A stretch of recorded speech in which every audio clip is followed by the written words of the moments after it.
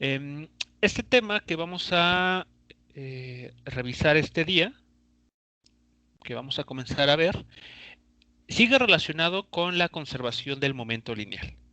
Así que vamos a entenderlo como una aplicación más de lo que ya habíamos visto en su momento como la conservación de la cantidad de movimiento de un sistema de partículas.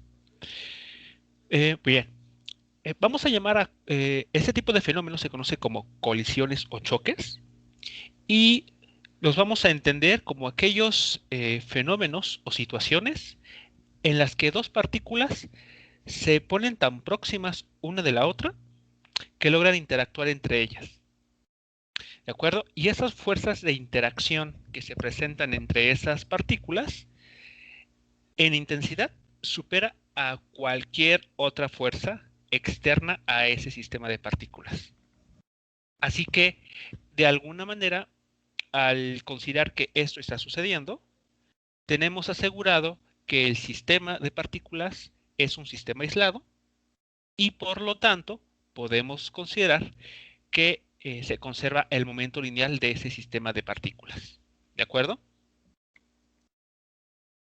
Bien, así que eh, vamos a revisar que estas colisiones o choques se presentan en dos regímenes o clases.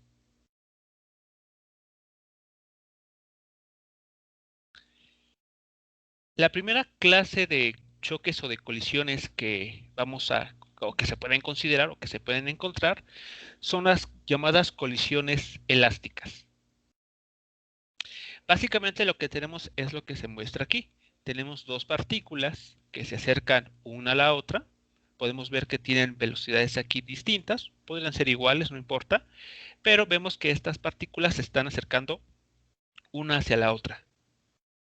Bueno, la colisión es lo que se muestra aquí, es lo que podemos entender como una colisión o un choque cuando estas partículas están próximas una de la otra, así que interactúan entre ellas. Y después de este evento, después de esta colisión, las partículas, como es en este caso, en el caso de colisiones elásticas, van a seguir su movimiento en determinadas direcciones. Bueno, lo que va a suceder en este tipo de colisiones es que el momento lineal total de este sistema de partículas se va a conservar. Así que en este caso, al hablar del sistema de partículas, de lo que estamos hablando es de este conjunto de partículas. En este problema o en esta figura es un sistema de dos partículas nada más, pero podrían ser tres, cuatro o más partículas. ¿De acuerdo? Así que antes de la colisión y después de la colisión, el momento lineal total se conserva. Bueno, pero en una colisión elástica no es el único requisito. También se observa que la energía cinética total se va a conservar. Mucho ojo aquí, no se está diciendo energía mecánica total, sino la energía cinética total. ¿De acuerdo? Así que, como es en este caso, tenemos dos partículas en movimiento. Así que la energía cinética total va a ser igual a la suma de las energías cinéticas individuales. Después de la colisión, en este caso, la energía total se va a conservar. Es decir, que al sumar la energía cinética de la partícula A más la energía cinética de la partícula B después de la colisión, esa suma en joules tiene que ser exactamente igual a esta otra suma. Aquí, mucho cuidado. Las velocidades evidentemente van a cambiar. Por decir un número, supongamos que antes de la colisión la velocidad de esta partícula era de 5 metros por segundo y después de la colisión su velocidad ha pasado a 2 metros por segundo. Bueno, pues ese cambio en su energía cinética se va a ver compensado con lo que sucedió con la partícula B, de tal manera que al sumar las energías cinéticas de ambas partículas antes y después de la colisión, esa suma sigue siendo la misma. No ha cambiado su valor. Así que aquí mucho cuidado, no confundir la conservación de la energía cinética total con la conservación de la energía mecánica. Eso es un asunto diferente. Bien, hasta aquí alguna pregunta, comentario sobre este primer tipo de colisión, la colisión elástica, en la que el momento lineal y la energía cinética totales se van a conservar.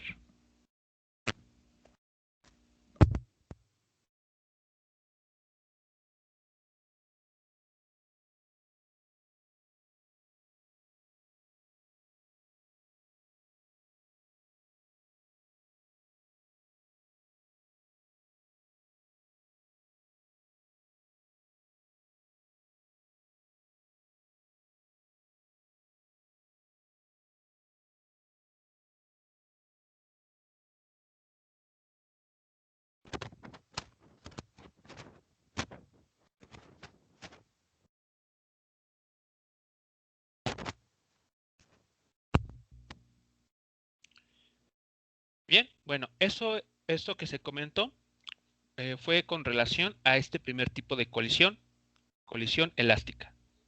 Así que los requisitos son claros.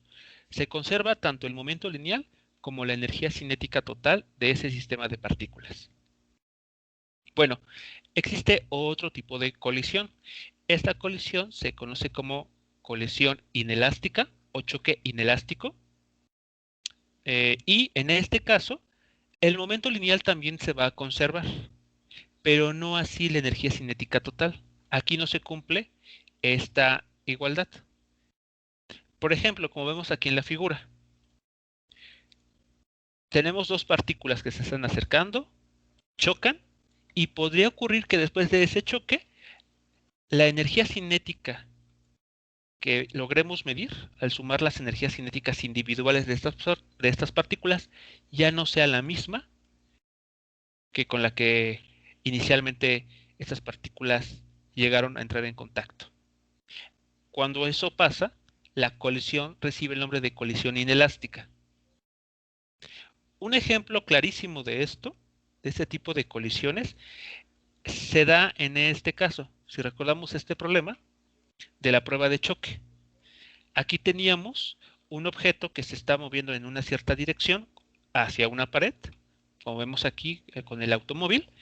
Después de la colisión, retrocede, pero con una velocidad distinta de la cual con la que llegó al inicio. Y esto es porque hubo una pérdida de energía cinética. Esa pérdida de energía cinética se debe a que pues parte de la energía se transformó en, por ejemplo, en sonido, se invirtió en energía que elevó la temperatura en esta parte del vehículo, eh, también fue energía que se invirtió en deformar la carrocería, etcétera. Así que todo eso que observamos al tener un choque como en este caso, requiere energía. Así que en las colisiones inelásticas, esto es lo que podría llegar a suceder, que los objetos se deformen por esa pérdida energética que se experimenta en su energía cinética. Así que eso es lo que estaría sucediendo en este tipo de colisiones. Un ejemplo de colisiones elásticas las podemos encontrar en, en los juegos de billar. Ahí en las mesas de billar, cuando se juegan, las esferas, las bolas de billar son prácticamente esferas rígidas, así que hasta cierto nivel podríamos considerar que cuando chocan estas partículas, no pierden su energía cinética. O sea, la energía cinética total de las partículas que chocan no se altera. Así que hasta cierto grado, el choque de bolas de billar en un juego de este estilo representan una colisión elástica. Por otra parte, los choques de automóviles, ya sea con otros autos, con algún objeto masivo, por ejemplo una barda, una pared o, o algún otro objeto, representarían ejemplos de colisiones inelásticas. Bueno, así que esos son los grandes grupos en los que las colisiones o los choques se dividen, según, como pueden ver, se conserve o no la energía cinética total. Ahora bien, dependiendo de si después de la colisión, después del choque, las partículas se mantienen separadas o se unen, las colisiones inelásticas se dividen a su vez en otros dos tipos. Llamamos a una colisión perfectamente inelástica cuando los objetos que colisionan terminan juntos o se unen después de esa colisión. ¿De acuerdo? Así que cuando eso sucede, la colisión se conoce como colisión perfectamente inelástica o completamente inelástica. También en la literatura pueden encontrarlo con ese adjetivo, perfectamente o completamente. Pero la idea en sí es que los objetos terminan unidos después de la colisión. El momento lineal total se conserva, pero no la energía cinética total. El otro tipo de colisión es aquel en el que los objetos no se unen, se chocan, interactúan, se separan, cambia la energía cinética total del sistema y esa sería básicamente la diferencia. Así que, por ejemplo, en este caso, hablamos de una colisión inelástica. Las partículas se separaron. Un ejemplo de colisiones completamente inelásticas podría ser, por ejemplo, cuando eh, llega a ocurrir que un tren eh, y un automóvil particular, digamos, llegan a colisionar. ¿No? Hay veces en las que por alguna razón que solamente esos conductores concretamente conocen, los automóviles o los automovilistas quieren rebasar, ¿no? el paso de un tren. Quieren cortar camino por las vías de un tren justo cuando viene esa maquinaria ahí. Y si no logran pasar, no logran rebasar al tren, pues colisionan y ahí vemos que el tren es el que se lleva al vehículo. Ya que lo despedaza y demás, bueno, eso ya es otra consecuencia, pero realmente ahí tenemos un ejemplo de una colisión inelástica. El tren, por tener mayor inercia, por tener una mayor masa, se sigue prácticamente de largo, llevándose pues todo lo que se tiene enfrente, como puede ser un automóvil que intentó pues eh, rebasarlo. Bueno, pues a ese tipo de colisiones se les conoce como colisión perfectamente inelástica. Bien, vamos a comenzar a revisar un ejercicio en el que se traten los casos de colisiones inelásticas porque hasta cierta manera son un poco más sencillas de analizar, puesto que el momento lineal es la única cantidad física que se va a conservar. Una vez que veamos algunos ejemplos de este tipo de colisión, pasaremos a ver ejemplos de colisiones elásticas en las que, aparte del momento lineal, también que tenemos que considerar lo que le sucede a la energía cinética total. Así que bueno, digamos que iniciaremos por lo más sencillo, conceptualmente hablando, y después veremos aquellos que requieren un poquito más de análisis.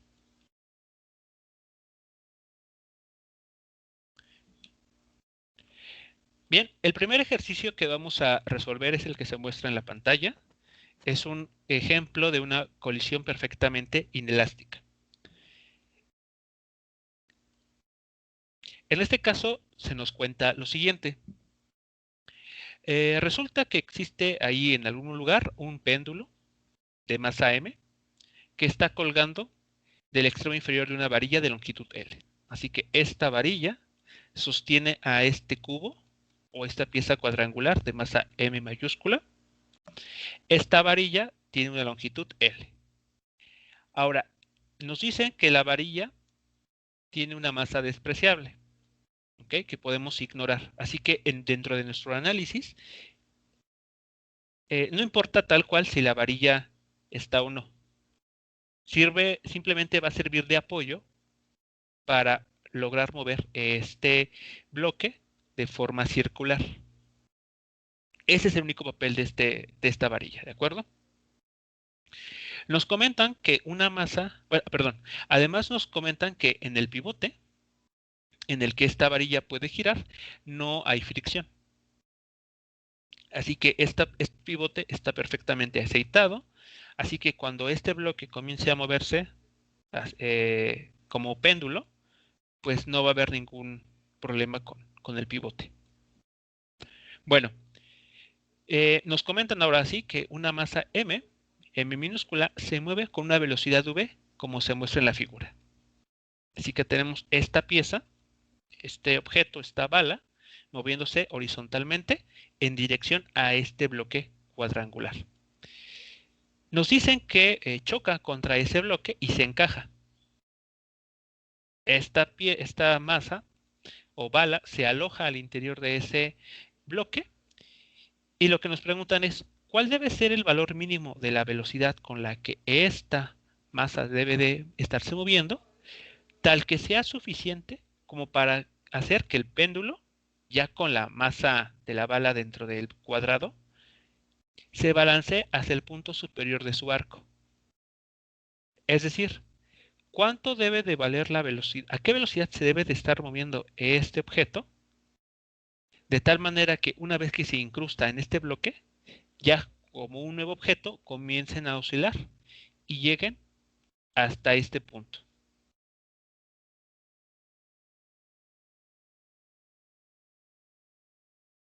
¿De acuerdo? Eso es lo que nos está preguntando este problema. Queremos que ese objeto, digamos, aquí está el bloque cuadrangular,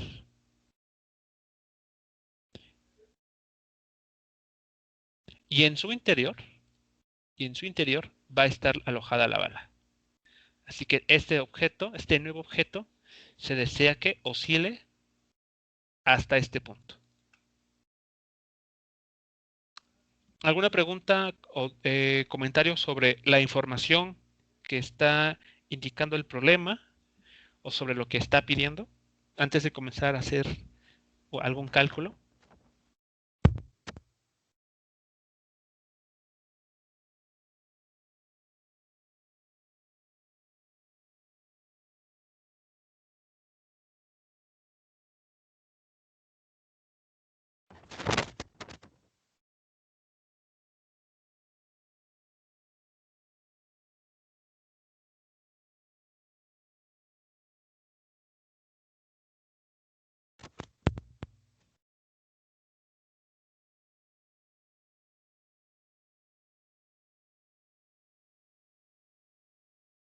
Bien, vamos a comenzar a hacer el análisis de este problema, así que vamos a repasar lo que sabemos que está ocurriendo en este caso.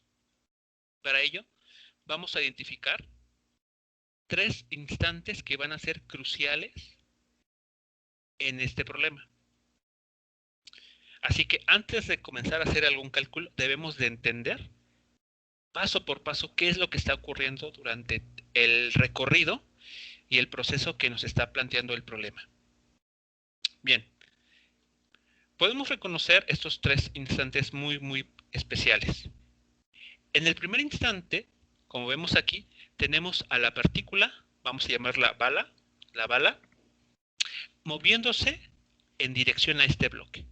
Este bloque inicialmente se encuentra quieto y está suspendido con ayuda de la varilla de longitud L.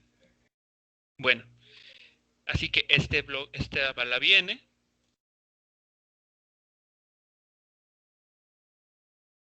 e impacta en ese bloque. ¿Qué va a suceder a continuación? Bueno, esta pieza, esta bala, va a incrustarse al interior del bloque y esta colisión, este proceso en el que la bala se va incrustando cada vez más y más en el interior del bloque, sucede tan rápido que, digamos así, el bloque comienza a moverse una vez que esa bala logra quedar en reposo en su interior. Vamos a decirlo así, vamos a pensarlo de la siguiente manera. Es como si la bala cediese su energía cinética al bloque.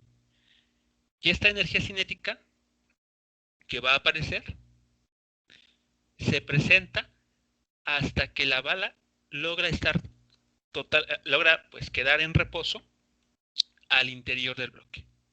Cuando eso sucede, ya el bloque, junto con la bala en su interior, va a comenzar a moverse. Así que digamos que lo que une a estas dos escenas es el proceso de colisión perfectamente inelástica. Es perfectamente inelástica porque, como vemos, ambas partículas van a terminar unidas y después de la colisión se van a mover como si fuese o como si se tratase de un solo objeto.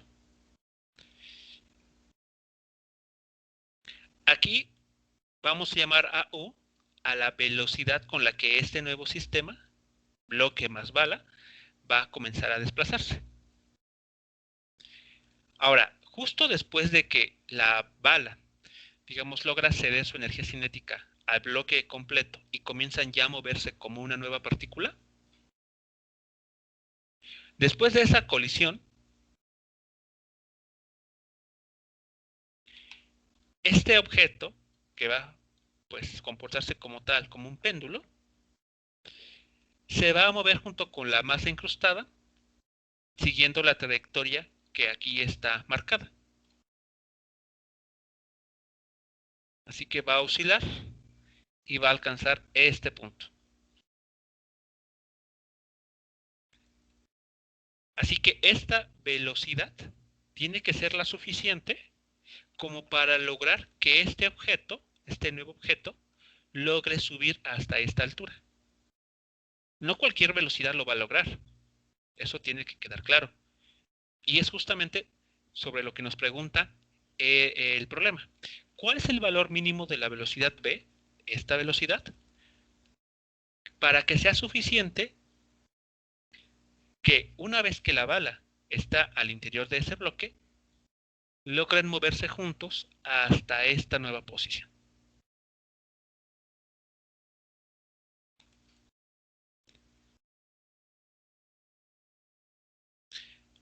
Así que, de alguna manera, esta velocidad tiene que estar relacionada con esta velocidad que se presenta después de la colisión, y esta velocidad U, a su vez, tiene que estar relacionada con la máxima altura que alcanza ese nuevo sistema. Y bueno, nuestro trabajo va a consistir justamente en encontrar esa relación. ¿Cómo se vincula lo que sube esta pieza después de rotar, después de girar esta curva, con la velocidad que se obtiene después de la colisión, y esta a su vez con la velocidad que llevaba inicialmente la bala antes de impactar a ese bloque?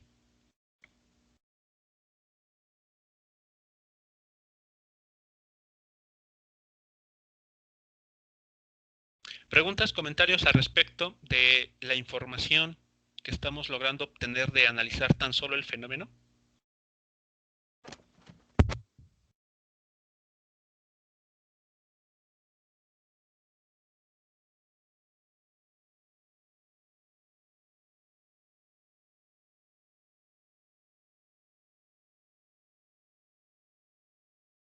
No, todo bien, profe. Bien, bueno, pues ya que quedó a grandes rasgos discutido lo que se está presentando aquí, pues surge la pregunta, ¿cómo resolvemos? ¿En qué nos tenemos que ir basando para ir lograr eh, lo que nos está preguntando aquí el problema, lo que nos está planteando como pregunta? Así que no hay que perder de vista esto. La bala viene y viajando hacia la derecha, impacta en el bloque. Después de ese proceso, ese evento de colisión, este nuevo objeto comienza a desplazarse con una nueva velocidad, que va a ser muy diferente a esta, a la v, pero esta velocidad tiene que ser la suficiente como para lograr que ese nuevo objeto logre llegar hasta esta nueva posición.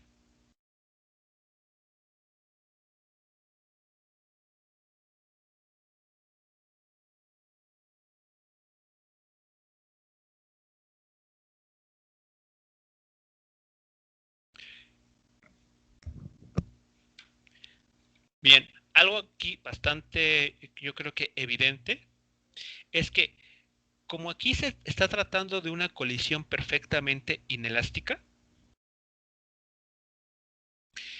eh, sabemos de antemano que el momento lineal total de este sistema de partículas del bloque y de la bala se tiene que conservar, ¿de acuerdo? Así que en esta parte del proceso se conserva el momento lineal. Así que bueno, ya tenemos ahí de dónde comenzar a trabajar. Así que en esta parte se conserva el momento lineal total. Pero ahora, ¿qué pasa justo después de la colisión? Una vez que esos dos objetos ya comienzan a desplazarse como uno solo. Evidentemente aquí ya no hay colisiones, así que el momento lineal en esta parte ya no tiene sentido analizarlo. Si hay momento lineal porque la partícula, bueno, este nuevo objeto se está desplazando, pero analizar la conservación del momento lineal ya no nos va a dar información, porque en el momento lineal solamente se involucran masas y velocidades.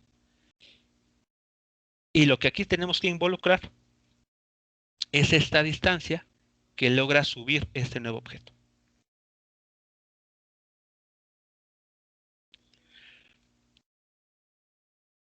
Así que, ¿qué otros principios físicos de los que ya hemos visto podrían ocuparse para conocer, o para, mejor dicho, relacionar esta velocidad U con la altura a la cual queremos que esos objetos logren subir?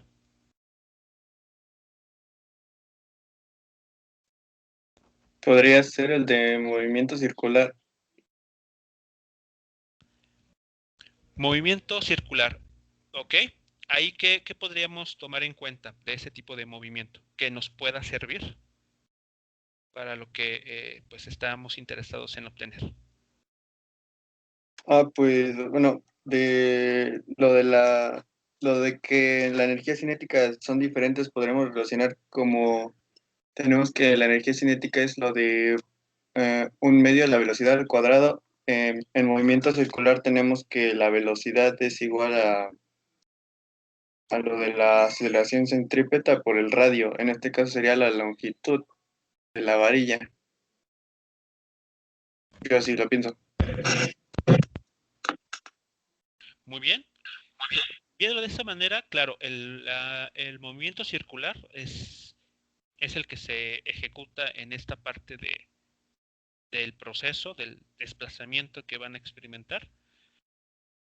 Mm, Así que si quisiéramos utilizar ese tipo ¿cómo se llama? De descripción,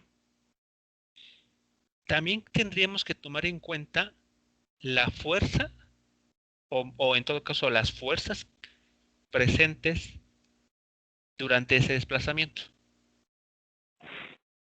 Porque eso es justamente lo que pide el desplazamiento, bueno, el movimiento circular. La aceleración centrípeta, que es igual a velocidad al cuadrado, bueno, en este caso sería u cuadrada, porque es esta velocidad que hay que trabajar, sobre el radio, que en este caso el radio, claro, sería la longitud de la varilla. Digamos que en ese sentido es correcto.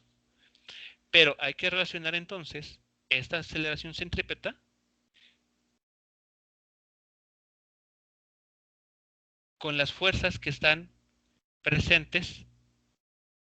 Voy a ponerlo mejor una M así, para que sea donde esta M así escrita es M más M minúscula, ¿de acuerdo? Porque ya es un objeto combinado el que se está moviendo. Bueno, el punto aquí crucial es, ok, si lo que pretendemos analizar de esta manera, hay que tener cuidado, porque tendríamos que considerar todas las fuerzas tales que son las que generan esta aceleración centrípeta.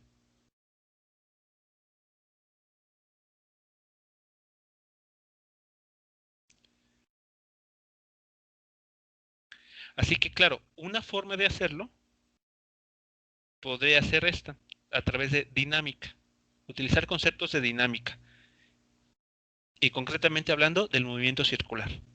Pero ojo, eso entonces significa que debemos de considerar todas las fuerzas que estén presentes durante ese desplazamiento.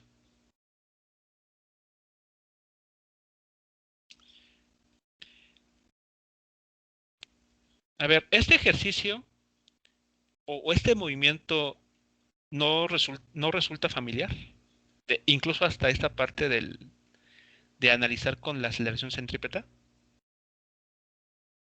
Sí, al del niño con el lazo. Exactamente, a ese problema. De hecho, vamos a echar un vistazo para recordar, a ver, algo de lo que se comentó en ese momento puede que sea útil en esta parte. Ah, aquí está. A ver, echemos un vistazo. En este problema tenemos al estudiante que se sostiene de una cuerda que está aquí atada, de tal manera que logre elevarse a un cierto ángulo y después se suelta y cae al interior de un lago. Bueno, este problema se parece en algo al que estamos queriendo analizar. Tenemos, digamos, aquí el bloque que inicialmente está vertical.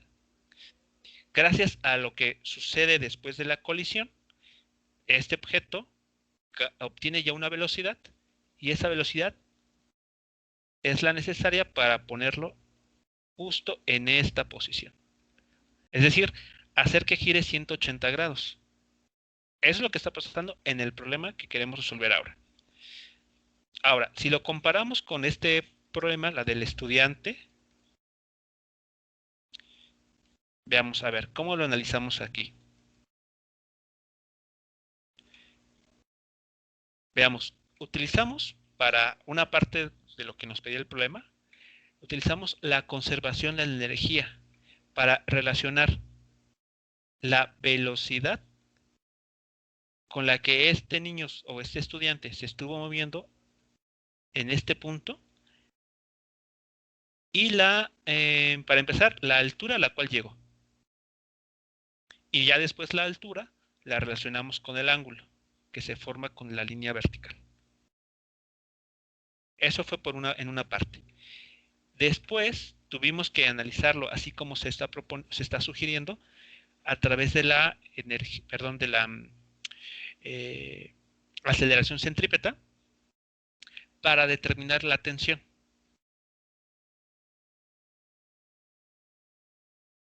Pero aguas, ojo aquí.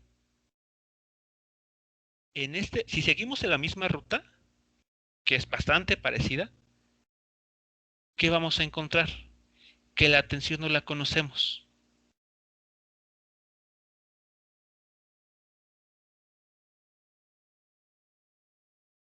¿Queda claro? Así que esta ruta de analizarlo con la aceleración centrípeta, veamos cómo se tendría que desarrollar. Digamos que sería un proceso similar a este que ya desarrollamos en su momento. Y en este problema, justamente utilizamos los datos de la velocidad, los datos de la masa, etcétera, para estimar la tensión. Y en este caso no conoceríamos la tensión. De hecho, seguiría siendo una incógnita.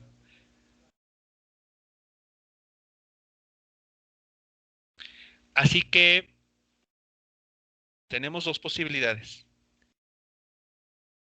Intentarlo a través de dinámica, aunque, cuidado, no conocemos el valor de la tensión.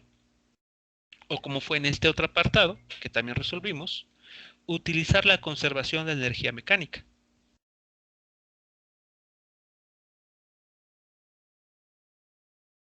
¿Cuál convendrá entonces?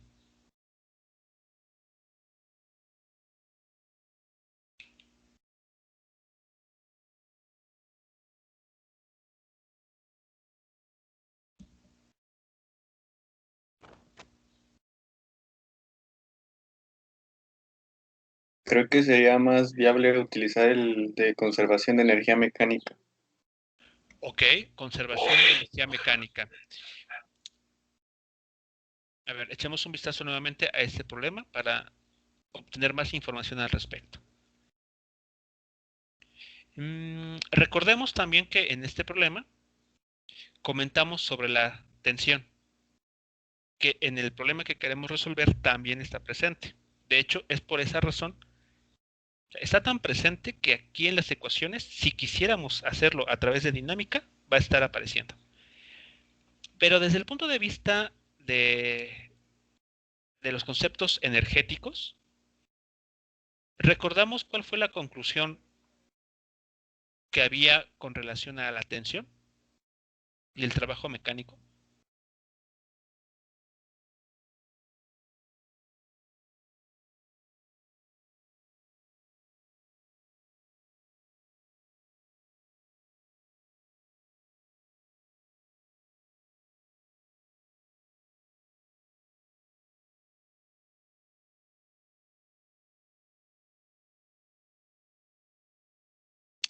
Comentamos en su momento que esta fuerza iba a ser presente.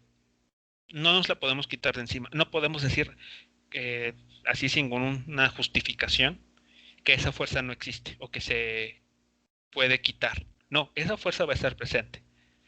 Pero si analizamos la dirección de esta fuerza y vemos la dirección del desplazamiento que va a realizar, ya sea el estudiante en el problema o este bloque en la situación que queremos resolver, estos dos vectores son ortogonales. Y si son ortogonales, ¿qué podemos concluir acerca del trabajo mecánico debido a dicha fuerza? Que será de 0 joules. Así es, que esa fuerza no realiza trabajo mecánico o su trabajo mecánico es de 0 joules. Y como es un cero, pues no agrega ni quita energía. Así que podemos utilizar la conservación de energía mecánica así sin problema. Así que, listo, ya tenemos, o mejor dicho, ya definimos qué herramienta vamos a utilizar en esta segunda parte. Es decir, lo que va a relacionar a lo que pasa exactamente después de la colisión y la subida en la altura que va a experimentar este objeto. Así que básicamente eso es lo que vamos a tener aquí. El problema, para resolver el problema, vean, vamos a emplear dos conceptos. En la primera etapa, en lo que está encerrado en amarillo, vamos a tener que utilizar la conservación del momento lineal. Y en la segunda mitad, es decir, lo que está encerrado ahí en color azul, se va a utilizar la conservación de la energía mecánica total.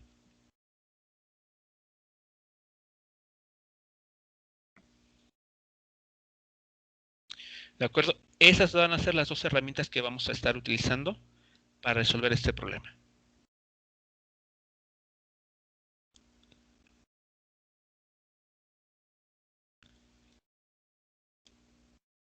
Comentarios, preguntas antes de pasar ya a la escritura de ecuaciones y a perdernos con el álgebra. Algo que no quede claro del fenómeno en sí y cómo se está analizando.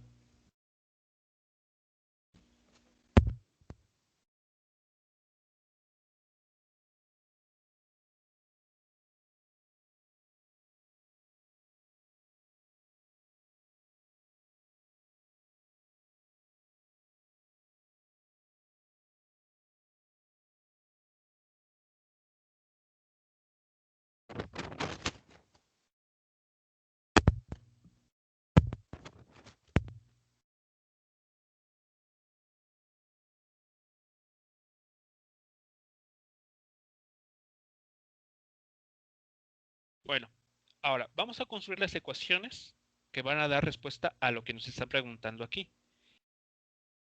Así que no hay que perder de vista esto.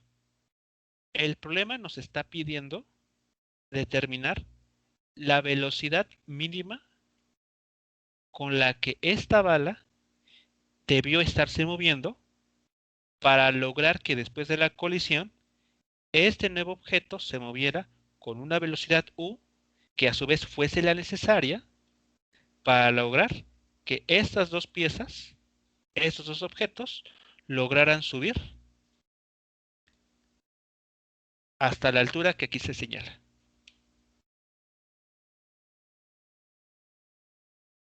¿De acuerdo? No hay que perder de vista esto.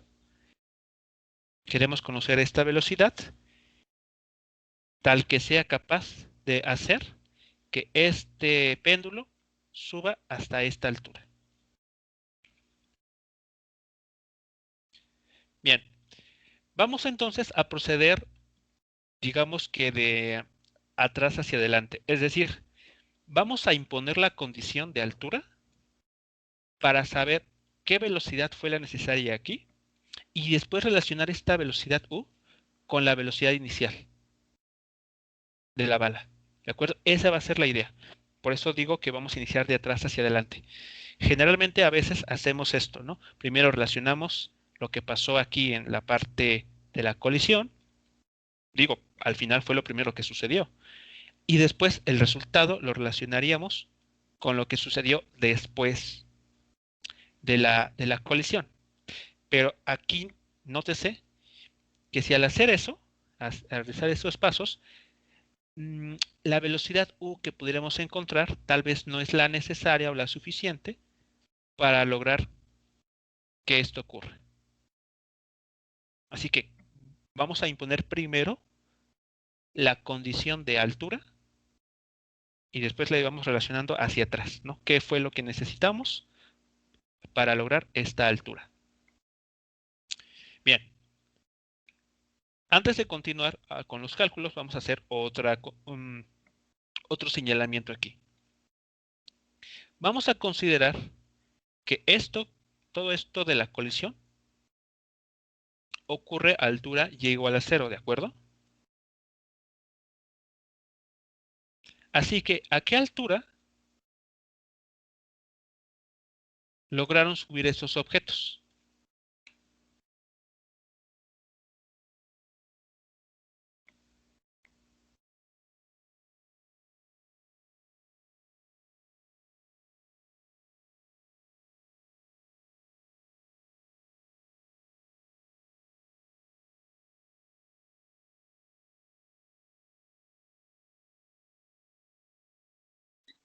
Es lo del valor de L, bueno, 2 veces L.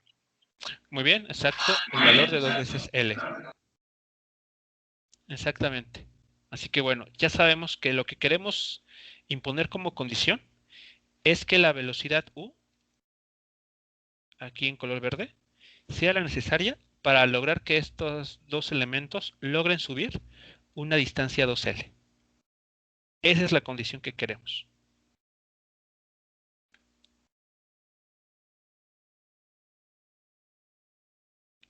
Bien, pues vamos a comenzar a trabajar en la parte algebraica.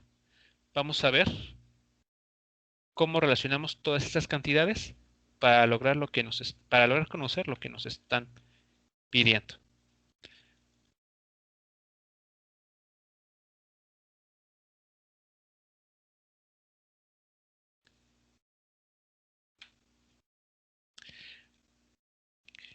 Así que vamos a analizar la parte final en la que el péndulo, el bloque, ya tiene a la bala incrustada.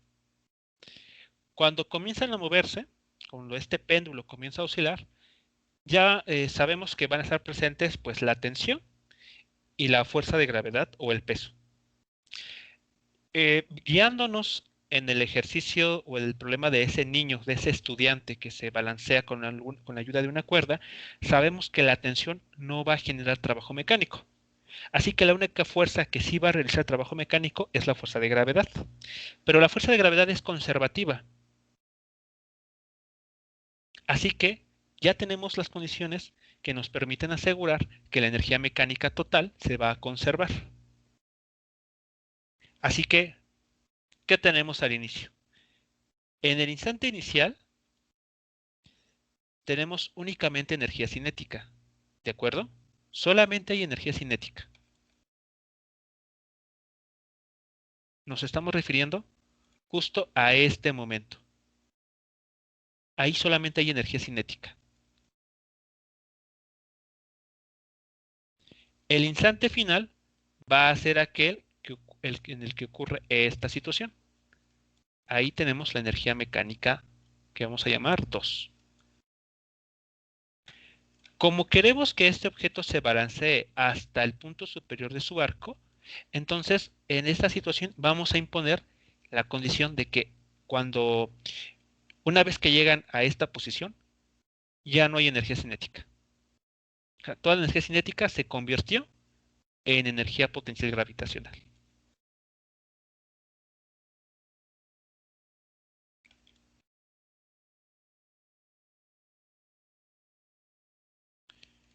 Así que tenemos esta parte. La energía cinética es enteramente, perdón, la energía mecánica inicial es enteramente energía cinética. Y la energía mecánica total en un instante posterior es enteramente energía potencial gravitacional, en donde los objetos se encuentran ahora a una altura de 2 veces L.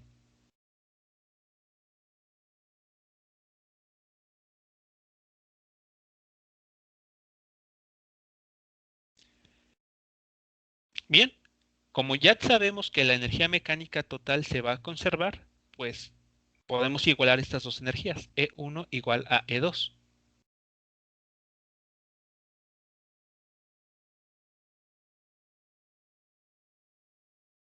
Así que si igualamos estas dos ecuaciones, llegaremos a este resultado. Vean aquí que el término de un medio se cancela, puesto que aparece a ambos lados de la igualdad. Bueno, creo que es el único término que se cancela, la suma de las masas. Y la ecuación 1, ¿qué nos está diciendo? Bueno, básicamente nos dice lo siguiente. Si usted quiere que estos